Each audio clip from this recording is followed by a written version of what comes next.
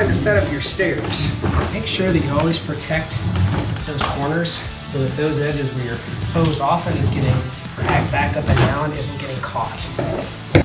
Nice thing about this particular style of a guard is it gives you the ability to extend up. And then you have to catch to be able to hook your hoses so they don't slip back down on you.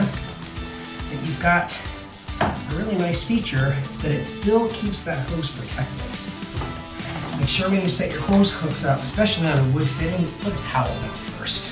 Clamp that edge on there. Now you've got a nice protected layer, and that can go up around the corner and not continue to fall and slip back down on you. When you're all done, too often cleaners just grab the hose and start yanking it back out of the house. Make sure you respect your line all the way coming in and coming out. So when you're done with the service on the inside of the house, take your hose, wrap it all back up again, carry the hose back outside, keeping it off the ground as you go back to the truck to keep it clean, help keep it organized and easier to bring it all back up into your vehicle. Once you're done for the job, this is a nice feature on the HydroMaster system with this cradle tank, is that you can simply put a rag on that hose and just walk it right, automatically reeling that back up into the truck.